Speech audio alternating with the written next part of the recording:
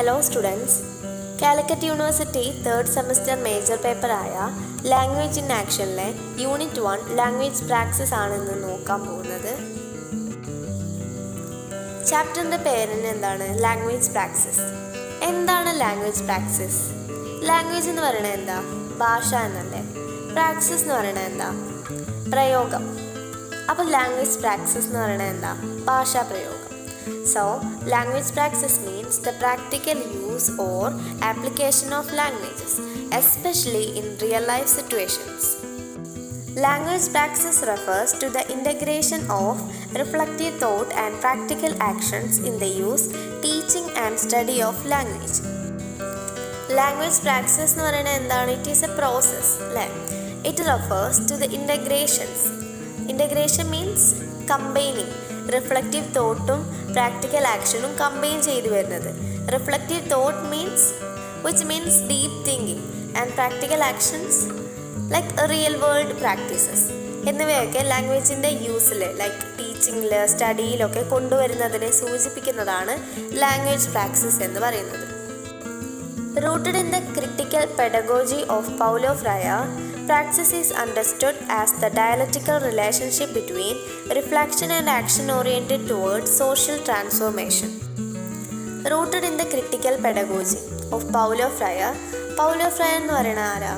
Paulo Freire is a Brazilian educator and philosopher who believed education should be a tool for liberations and social changes. Critical pedagogy. എന്താ critical pedagogy എന്ന് പറയുന്നത്? Critical method of teaching, ഒരു വിമർശനാത്മകമായിട്ടുള്ളൊരു അധ്യാപന രീതിയെയാണ് critical pedagogy എന്ന് പറയുന്നത്. Like a art of teaching. Paulo ഫ്രയറിൻ്റെ വിമർശനാത്മകമായ വിദ്യാഭ്യാസത്തിൽ നിന്നും ഉത്ഭവം കൊണ്ട പ്രാക്സിസ് എന്നത് dialectical relationship between reflection and action oriented towards social transformation. അതായത് ഡയലക്റ്റിക്കൽ റിലേഷൻഷിപ്പ് മീൻസ് ഒരു സംവാദാത്മകമായ പ്രവർത്തനം, റിഫ്ലക്ഷനും ആക്ഷനും ചിന്തയും പ്രവൃത്തിയും കൂടിച്ചേരുമ്പോൾ ഉണ്ടാകുന്ന സാമൂഹിക മാറ്റം. Okay, social transformation. അപ്പോൾ പ്രാക്സിസിലൂടെ പൗലോ ഫ്രയർ കൊണ്ടുവരുന്ന എയിം എന്താണ്? സാമൂഹിക പരിവർത്തനം, social transformation. In the context of language, this concept extends beyond linguistic competence to encompass critical engagement with the social, political and cultural dimension of communication.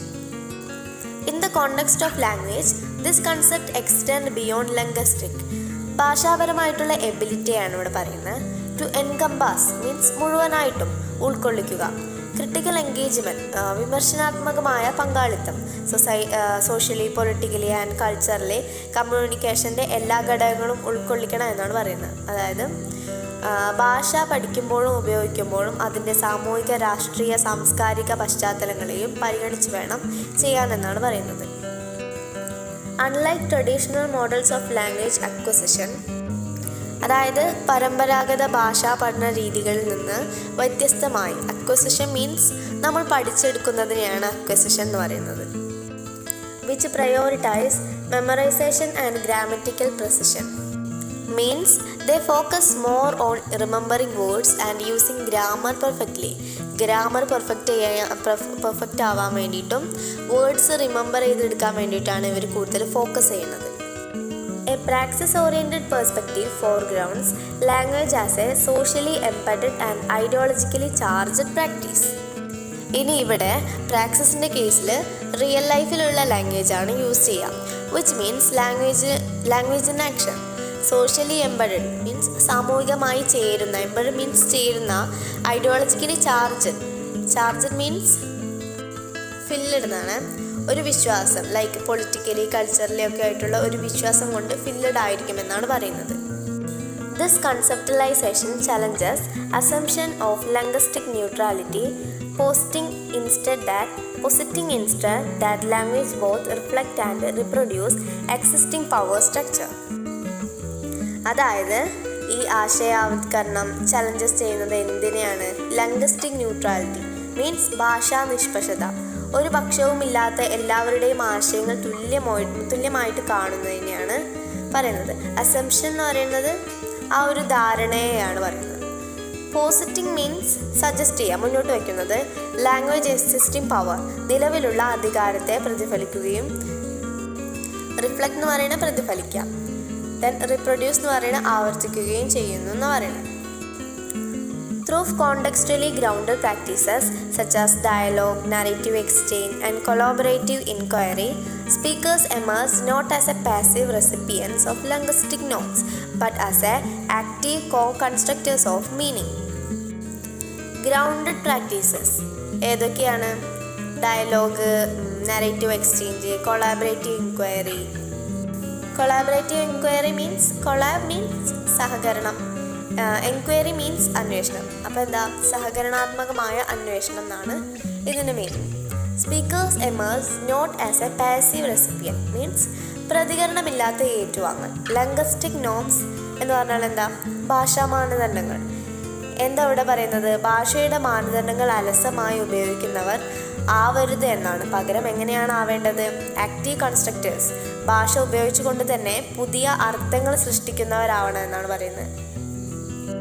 In doing so, ഇങ്ങനെ ചെയ്യുന്നത് കൊണ്ട് language practice underscores this constructive role of discourse in shaping perception, cognition, and socio-political engagement, thereby reinforcing the interdependence of language and subjectivity.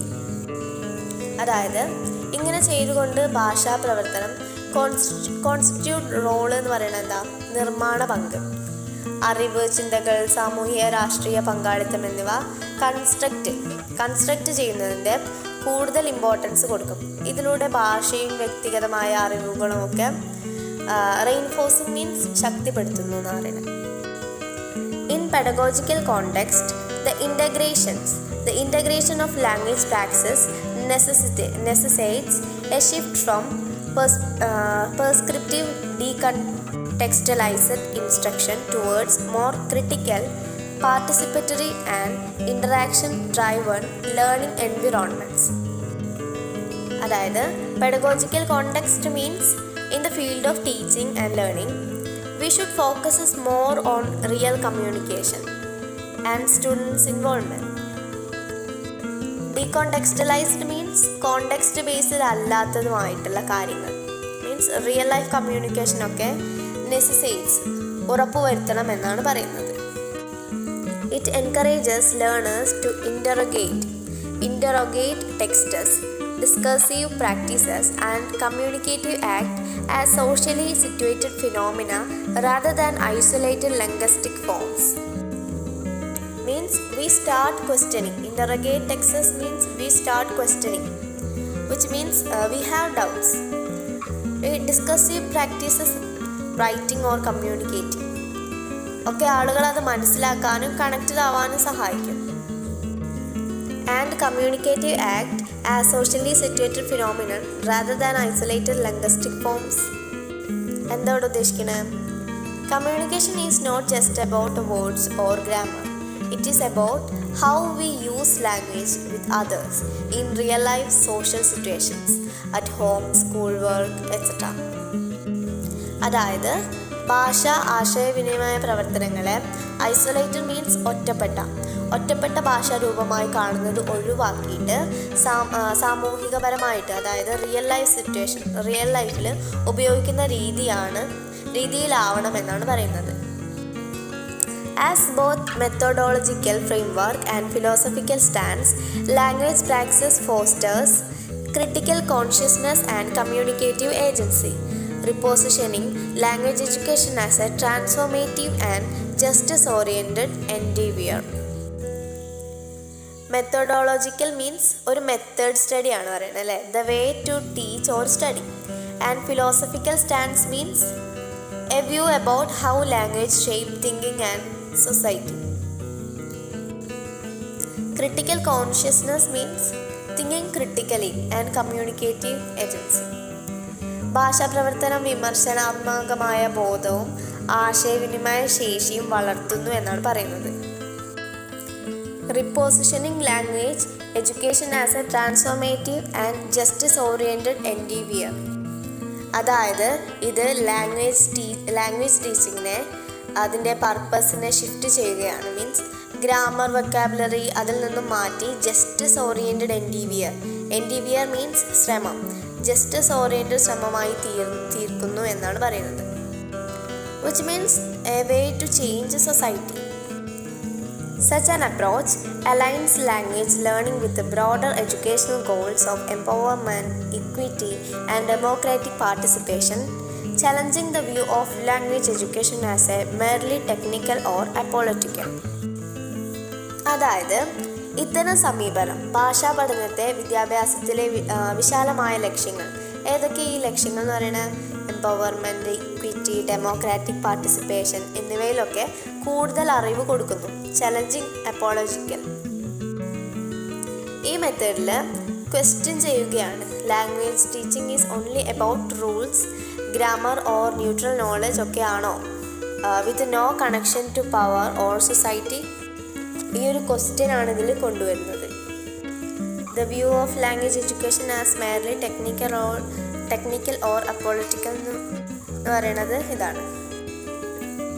Language praxis constitute a vital intervention in the decolonization of linguistic education as it confirms diverse forms of linguistic expression and alternative epistemic traditions. അതായത് ഭാഷയെ പുതിയ രീതിയിൽ ഉപയോഗിക്കുന്നത്, ഭാഷാ വിദ്യാഭ്യാസത്തെ മാറ്റി സഹായിക്കുന്നത്, വിവിധ സംസ്കാരങ്ങളിൽ നിന്നുള്ള ഭാഷാ പ്രയോഗങ്ങളും അറിവുകളും ഒക്കെയുള്ള വ്യത്യസ്ത രീതിയിൽ കൊണ്ടുവരുന്നു എന്നാണ് പറയുന്നത്. നമുക്ക് നമ്മുടെ സംസ്കാരങ്ങളിൽ നിന്നുള്ള ഓരോ ഭാഷകളില്ലേ, അതിനെയാണ് അത് അറിവുകൾ കൊണ്ടുവരികയാണ് എന്നാണ് പറയുന്നത്.